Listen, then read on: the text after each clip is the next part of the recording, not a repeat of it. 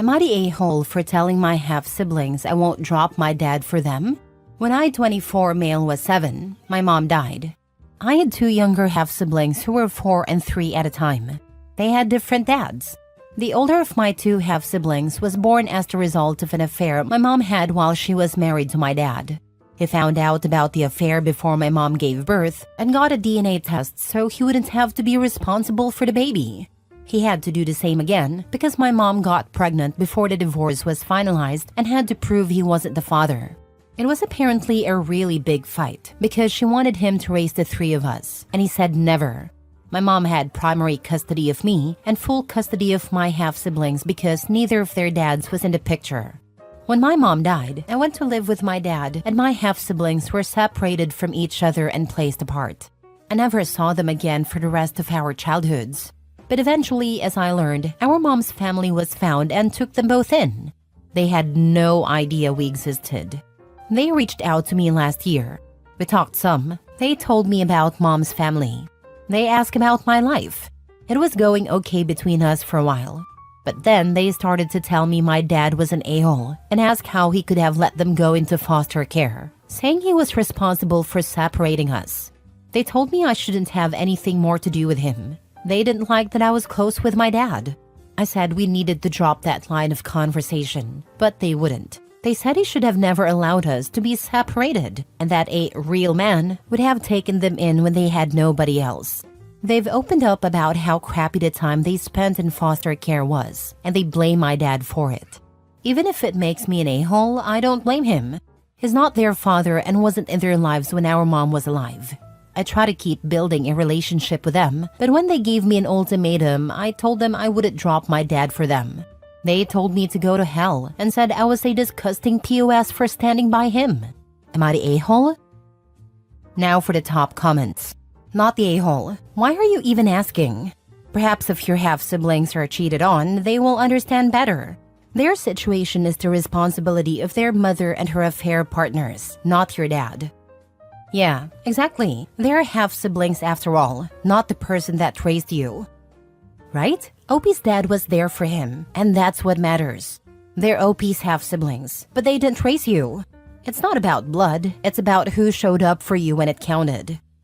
They should be investing that energy into finding their own POS deadbeat father who abandoned them while their mother was alive. Your father is in no way related to them and owes them absolutely nothing. Not the a-hole. Fathers, they have different dads. And they are searching, but so far nothing has come from it. So they expected your father to take in the children of a woman who cheated on him and got pregnant from 2 different men while they were married? They're literally unhinged.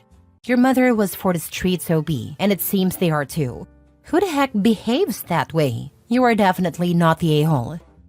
Seems like they're projecting because where are those same feelings for their deadbeat asswipes of a dad who abandoned them? Where's the outrage over that?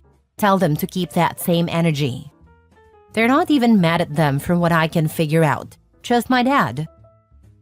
Next story. Am I the a-hole for refusing to attend my estranged father's funeral only to find out he left me everything in his will? So here's the deal. I, 28 female, had a terrible relationship with my dad. He walked out on my mom and me when I was 10 and only popped up in my life when he needed something, usually money or a favor. He remarried, had 2 other kids, and basically acted like I didn't exist. When I turned 18, I decided I was done with him. No calls, no visits, nothing. He tried reaching out a few times over the years, but it always felt forced, so I ignored him. My mom passed away a few years ago and I didn't even hear from him then. It solidified my decision to cut him off for good. Fast forward to a month ago. I got a call from his wife saying he had passed away unexpectedly. She was sobbing and asked if I'd come to the funeral. I said no. I didn't feel anything. No grief, no sadness, just nothing. Why should I show up to mourn someone who was there for me when I needed him? His wife begged me to reconsider, saying it would mean a lot to his family. She even said my half-siblings wanted me there to heal old wounds. But I still refused. I told her I made my peace with him being out of my life a long time ago. A week after the funeral, I got a call from a lawyer. Turns out, my dad left a will, and in it, he left everything to me. His house, his savings, his car, everything. His wife and kids got absolutely nothing. I was floored. I didn't even know he had that much to leave behind. The lawyer told me my dad had tried to make amends and felt guilty about abandoning me, so he wanted to make things right. Now his wife and kids are furious with me, saying I stole their inheritance and didn't even have the decency to show up at the funeral. I feel conflicted. On one hand, I didn't ask for any of this. On the other hand, I get why they're mad. I didn't have a relationship with my dad, but now I'm walking away with everything, while they're left with nothing.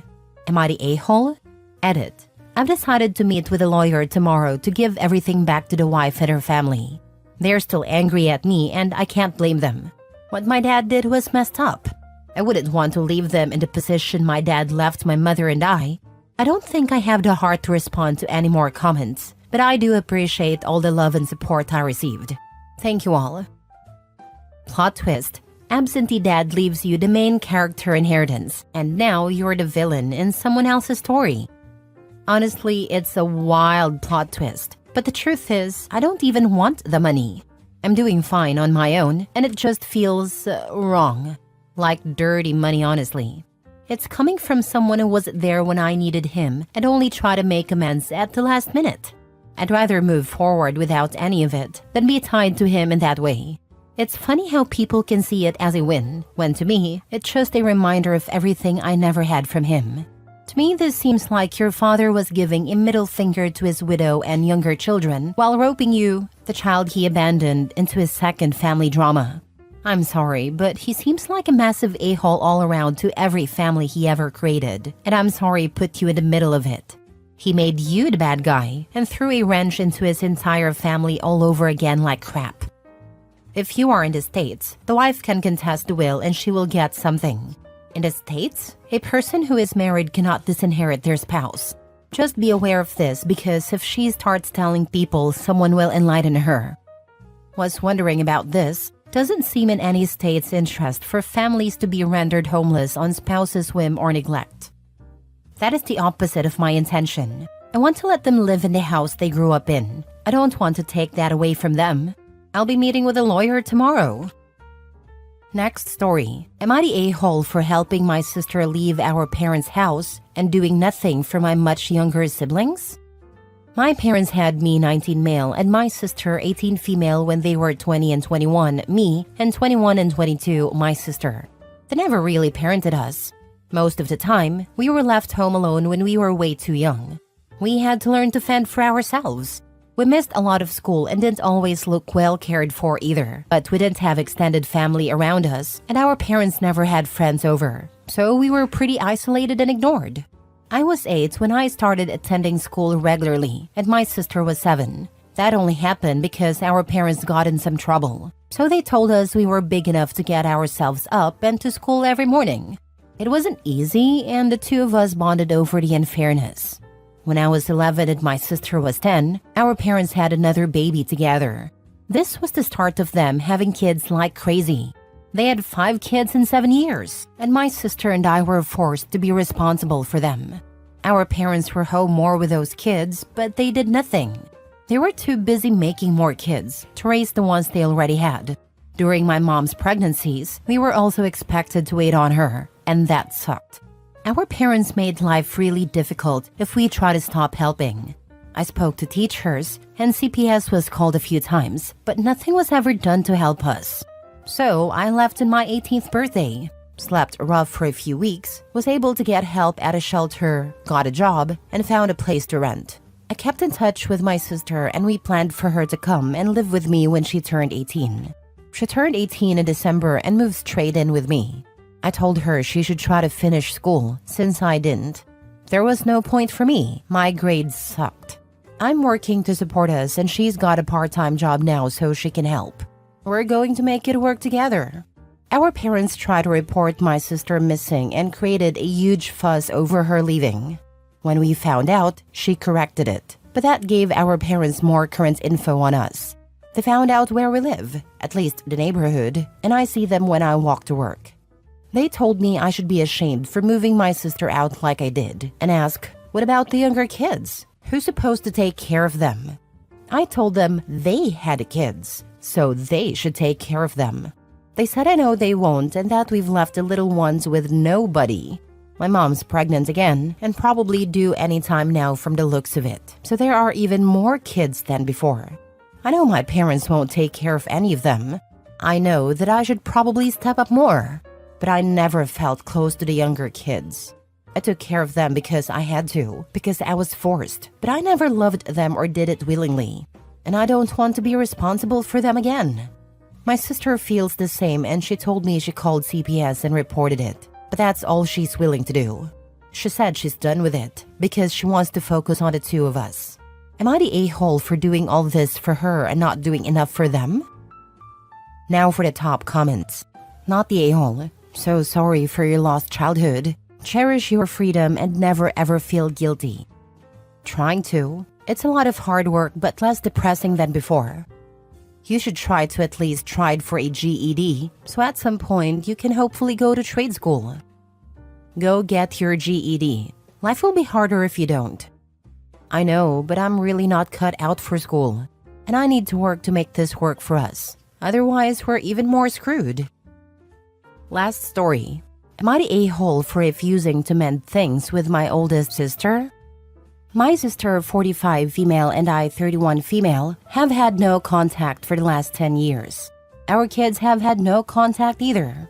10 years ago, I was freshly divorced with primary custody of my 2 kids.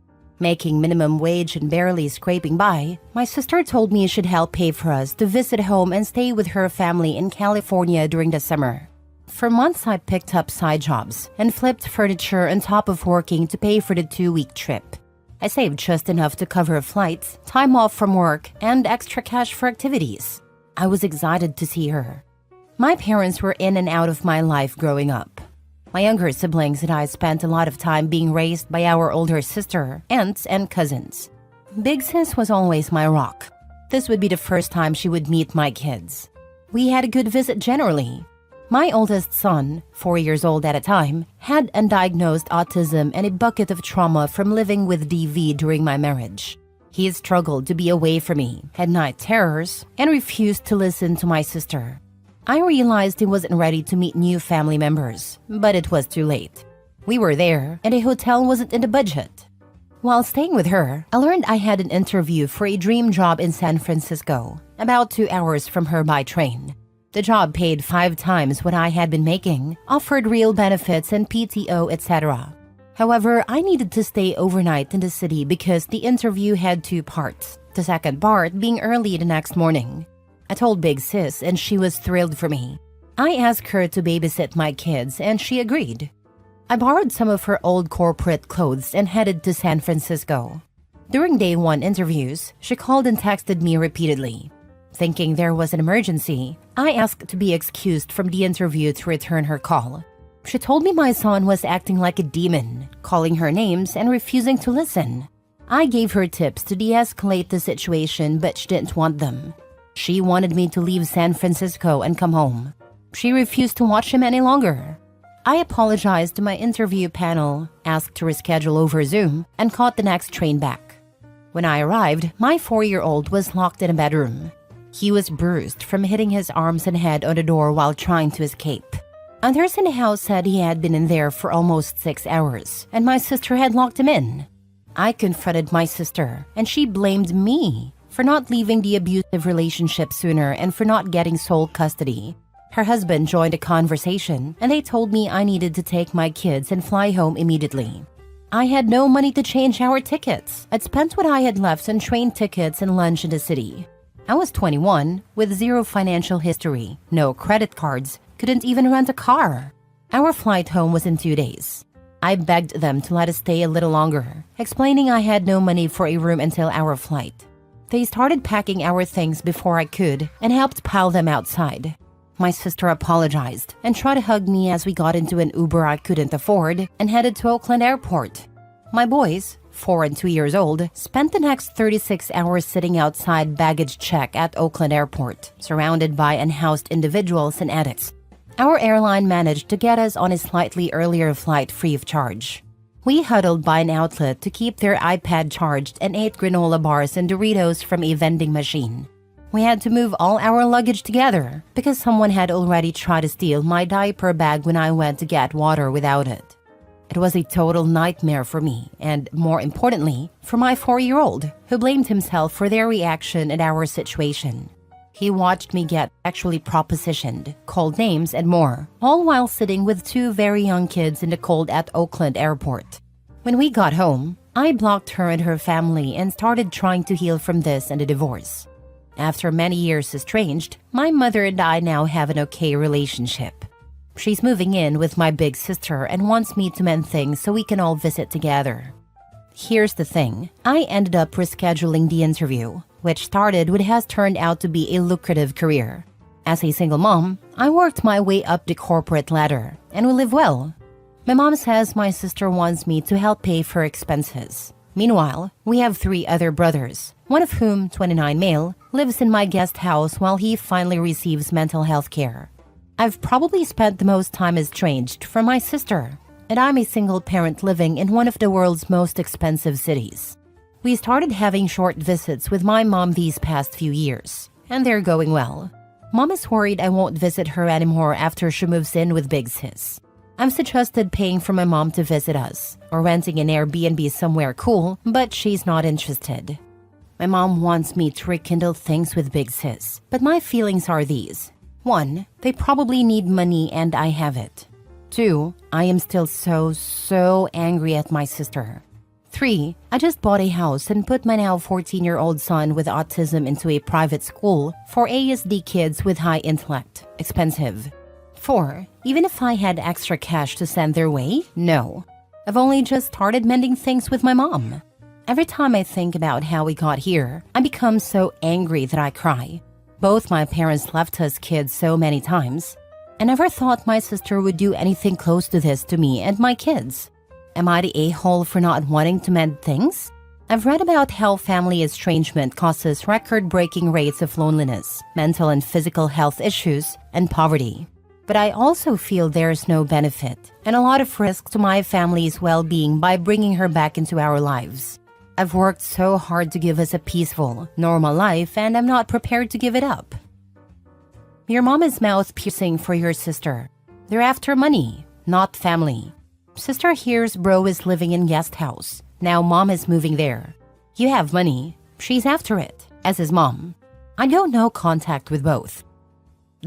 She locked a 4-year-old in a room for 6 hours. Was he even allowed to use the bathroom?